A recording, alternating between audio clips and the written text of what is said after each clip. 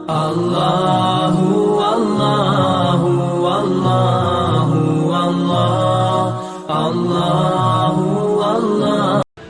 ہم سارا دن صبح و شام مختلف قسم کے تذکرے کرتے رہتے ہیں، یہ بھی ہے، وہ بھی ہے، یوں بھی ہے، فلانا بھی ہے۔ ان تذکروں میں موت کا تذکرہ زیرو ہوتا ہے، ذکر ہوتا ہی نہیں ہے موت کا۔ تو جیسے کبوتر بلی کو دیکھ کے کیا کر رہا ہے؟ آنکھیں بند۔ تو ہم بھی موت کے تذکرے سے کیا کر رہے ہیں؟ آنکھیں بند۔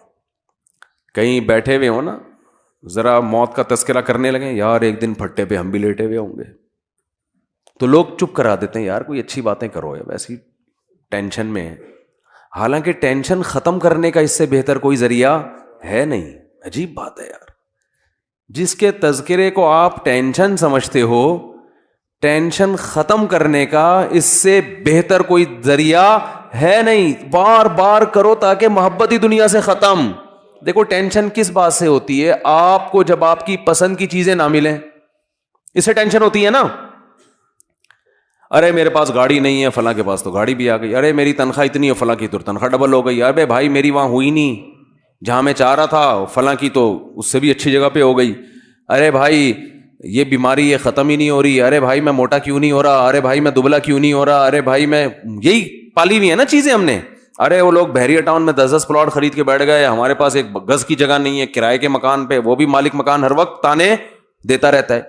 بھائی ان ٹینشنوں کا بہترین علاج ہے، مر جائیں گے سب، کیا ہو جائے گا؟ بولو نا، ختم۔ جب مر گئے تو کیا ہے؟ ارے جس کے پاس گاڑی ہے وہ کون سا یہاں رہے گا؟ فرعون کے پاس تو بہت کچھ تھا۔ اپنے جو ملک کا وزیر اعظم یا صدر ہوتا ہے اس سے تو آپ آگے نہیں جا سکتے نا۔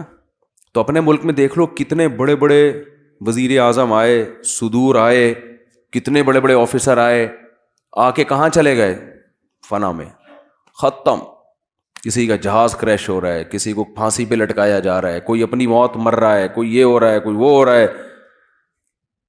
نبی صلی اللہ علیہ وسلم نے فرمایا اکثروا من ذکر ہاذم اللذات الموت، فرمایا جو لذتوں کو توڑ دینے والی چیز ہے نا موت، اس کو بہت کثرت سے یاد کیا کرو، اس کا تذکرہ کثرت سے کیا کرو، کیونکہ یہ ساری جو نعمتیں ہیں نا جن کو دیکھ دیکھ کے ہم جلتے کڑتے بھی رہتے ہیں، ڈپریشن میں بھی جاتے ہیں، یہ ساری لذتیں کیا ہونے والی ہیں؟ ختم۔ موت کے تذکرے سے ٹینشن جب ہوگی جب آپ دنیا کو مسافر خانہ سمجھ ہی نہیں رہے ہو، آپ سمجھ رہے ہو میں ہمیشہ یہاں رہوں گا، تو آپ اس خوش فہمی میں ہوتے ہو کہ میں موت کو بھلا دیتا ہوں، جب آنی ہوگی آ جائے گی، اور میں یہی سمجھتا ہوں کہ میں ابھی کیا ہوں، زندہ ہوں تو کل بھی زندہ ہوں۔ اس سے آپ سمجھتے ہو کہ آپ کو خوشی ملے گی، حالانکہ یہ وقتی خوشی میں ایک بہت بڑا غم لپٹا ہوا آ جاتا ہے آپ کے ساتھ۔ وہ غم یہ آ رہا ہوتا ہے کہ پھر آپ ساری چاہتیں یہاں پوری کرنا چاہتے ہو۔ خوش ہمیشہ وہی ہوتا ہے جو زندگی کو، دنیا کو W11 سمجھے۔ ہاں، اس پہ پھر جن چڑیل بھوت بھی آئیں گے تو خوش ہوگا، جیسے ان صحابیہ کو نبی نے بتا دیا نا جنت کی ضمانت، تو انہوں نے کہا اسی میں خوش ہے، کوئی بات نہیں، یہ بیماری ہے تو گزر جائے گی۔ دیکھو اگر وہ صحابیہ دعا مانگ لیتی ہیں، یا رسول اللہ نہیں مجھے تو آپ شفا کی دعا کریں، میں یہ ٹینشن نہیں برداشت کر سکتی، تو شفا تو مل جاتی۔ لیکن شفا مل کے بھی موت، شفا نہ ملنے میں بھی موت، تو چلے گئے سارے دنیا سے۔ شفا مل جاتی تو بھی موت، بلکہ وہ نبی سے یہ دعا مانگتی ہیں کہ شفا بھی ملے، 500 سال کی زندگی بھی ملے، تو بھی اب تک کیا ہو چکا ہوتا؟ موت ہو چکی ہوتی۔ جو مر گیا، دیکھو ماضی اچھا گزرے برا گزرے، اس سے آپ کی صحت پہ کوئی اثر نہیں پڑتا۔ جو وہ ہمارے حضرت فرمائے گا گزر گئی گزران کیا جھونپڑی کیا میدان، جو ٹائم گزر گیا وہ تو اچھا گزرا برا گزرا، اب اس کا کرنا کیا ہے؟ حال اور فیوچر کو سوچ کے انسان خوش ہوتا ہے۔ کتنی بڑی بات ہے جب میدان حشر قائم ہوگا تو وہ صحابیہ کو کوئی یہ فیصلہ کر سکتا ہے کہ ان کو معاذ اللہ ان کے بدعمالیوں کی وجہ سے ان کو سزا ملے؟ کوئی اگر بالفرض بدعمالی ہو، بالفرض کوئی سوچ سکتا ہے؟ اگر ایسا ہو تو وہ تو نبی کے پاس آئیں گی، آپ نے تو گارنٹی دی تھی۔ تو یاد رکھو یہ گارنٹی صرف ان صحابیہ کے لیے نہیں ہے، اصل میں اصول ہے کہ جو ٹینشنوں اور بیماریوں میں صبر کرتا ہے اس کے لیے جنت کی ضمانتیں ہیں۔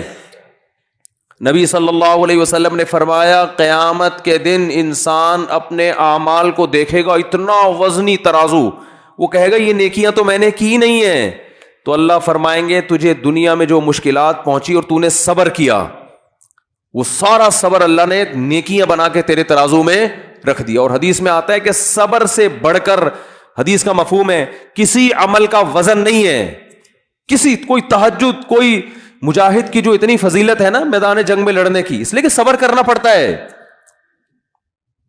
جو لوگ اللہ کی راہ میں لڑتے ہیں، جہاد کرتے ہیں، وجہ کیا ہے؟ صبر بہت کرنا پڑتا ہے ان کو۔ تبھی قرآن نے کہا الصابرین فی البأساء والضراء وحین الباس، میدان جنگ میں صبر کرنے والے، تو وہاں بھی لڑتے ہوئے صبر کرنا پڑتا ہے۔ کوئی فوجی چاہے کسی بھی ملک کا ہو، میدان جنگ میں کبھی بھی خوش نہیں ہوتا۔ یہاں بے شک بہادری کے جوہر دکھا رہا ہوگا، یہ ہو گیا، لیکن وہاں جا کے وہ کہے گا بھائی جنگ ختم ہو کسی طرح سے۔ تو وہاں اللہ نے کتنی فضیلت بیان کی، اور اللہ نے ان مجاہدین کی دعاؤں کا تذکرہ کیا کہ میدان جنگ میں نکل کے جو ہمارے نیک بندے دعا مانگتے ہیں، ربنا افرغ علینا صبرا وثبت اقدامنا، اے اللہ صبر کی بالٹیاں ہمارے اوپر انڈیل دے۔ کیا عجیب الفاظ ہیں۔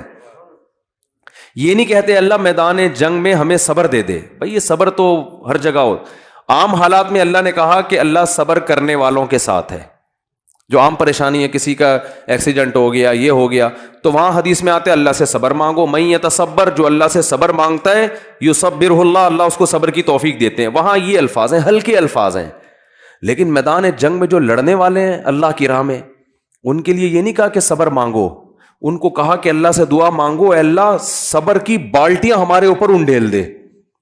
افراغ عربی میں کہتے ہیں پانی کی بالٹی کسی کے اوپر ڈال دیا آپ نے، بہانا پانی، تو گویا صبر کو پانی فرض کیا گیا ہے اور اس کو ایک بالٹی میں رکھ کے ایسے انڈیل ہمارے اوپر۔ تھوڑا بہت صبر نہیں چلے گا یہاں پہ، وہ دشمن طاقتور ہے، وہ ٹینکوں بموں کے ساتھ چیتھڑے اڑا رہا ہے، آپ کی آنکھیں بھی جا سکتی ہیں، آپ کی ٹانگ بھی جا سکتی ہے، آپ گرفتار بھی ہو سکتے ہو، کتنی ٹینشنیں ہیں، اور یہ جنگ کب ختم ہوگی یہ بھی پتہ نہیں ہے۔ تو اللہ نے فرمایا وہاں یہ دعا مانگتے ہیں افرغ علینا صبرا، نیک لوگ دعا مانگتے ہیں اللہ ہمارے اوپر صبر کی بالٹیاں انڈیل دے۔ تو کس قدر، تو اللہ نے کیوں جنت، حدیث میں آتا ہے من قاتل فواق ناقۃ، جو اونٹنی کا عرب لوگ دودھ نکالا کرتے تھے نا، تو دودھ جیسے ہی ختم ہوتا ہے اس کو چند سیکنڈ کے لیے چھوڑتے ہیں تاکہ تھوڑا سا دودھ دوبارہ جمع ہو جائے، پھر دوبارہ نکالتے ہیں۔ تو آپ صلی اللہ علیہ وسلم نے فرمایا جس نے اللہ کی راہ میں قتال کیا، لڑا، اتنی دیر جتنی دیر میں اونٹنی کے دودھ کو دھونے کے لیے چھوڑا جاتا ہے، چند سیکنڈ ہوتے ہیں، وجبت لہ الجنہ، اس نے جنت اپنے اوپر واجب کر لی۔ تو کیوں ہے بھائی یہ فضیلت؟ اس لیے کہ یہ یہاں بیٹھ کے بات کرنا آسان ہے، لڑنا بہت مشکل کام ہے میدان جنگ میں۔ تو کیوں اتنی فضیلت؟ لڑائی کی وجہ سے نہیں، صبر کی وجہ سے، اس کا صبر بہت ہے۔ تو میرے بھائی چاہے مصیبتوں میں صبر ہو، بیماریوں میں ہو، جن چڑیل بھوت آ گئے، کوئی بھی ٹینشن ہے نا، تو اس میں آپ صبر کو ہلکا نہ سمجھیں۔ اور یعقوب علیہ السلام کی دعا یاد کر لیں، جب بیٹا گم ہو گیا تھا نا، لوگ کہہ رہے تھے کہ آپ تو مایوس کیوں نہیں ہوتے، آپ یہ کیوں نہیں اور یوں کیوں نہیں، تو کیا فرمایا اعلم من اللہ ما لا تعلمون، میں اللہ کے بارے میں وہ کچھ جانتا ہوں جو تم نہیں جانتے۔ کیا مطلب؟ مجھے پتا ہے اللہ جب کسی کو تکلیف دیتا ہے تو بنانے کے لیے دیتا ہے، تکلیف برائے تکلیف نہیں ہوتی۔ تو مسلمان کے لیے حدیث میں آتا ہے کہ نبی صلی اللہ علیہ وسلم نے فرمایا مسلمان کو جب تکلیف پہنچتی ہے اس کے درجات بلند، وہ تکلیف اس کو بنانے کے لیے، اور منافق کو جب تکلیف پہنچتی ہے تو تکلیف برائے تکلیف ہوتی ہے۔ وہ حدیث کا مفہوم ہے، پورے الفاظ انشاءاللہ میں سناؤں گا کسی وقت۔ تو اس لیے میرے بھائی اللہ سے عافیت مانگیں، ہم تکلیفوں کے اہل نہیں ہیں، ہم تو نالائق لوگ ہیں، بے صبر لوگ ہیں۔ ایک صحابی نے جب نبی سے یہ بیان سنا نا صبر پہ، کیسا صحابی کا جذبہ، اللہ سے مصیبتیں مانگنے لگے، دعا مانگ رہے ہیں اللہ مجھے مصیبتیں دے تاکہ میں صبر کروں۔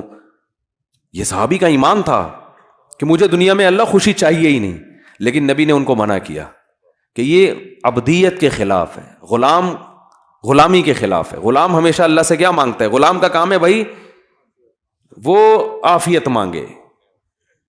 جیسے غلام اپنے مولا سے کہے مجھے نہیں پیسے چاہیے تو مولا کو غصہ آئے گا, بھائی میں بڑا ہوں تو چھوٹا ہے, تو میں تو باپ اپنے بیٹے کو کچھ کھلا رہا ہے, بیٹا کہ ابا میں کسی کا محتاج نہیں, مجھے نہیں چاہیے, تو باپ کو غصہ آئے گا نا کہ ابھی تو کسی اور کے سامنے یہ بات کر, میں تیرا باپ ہوں.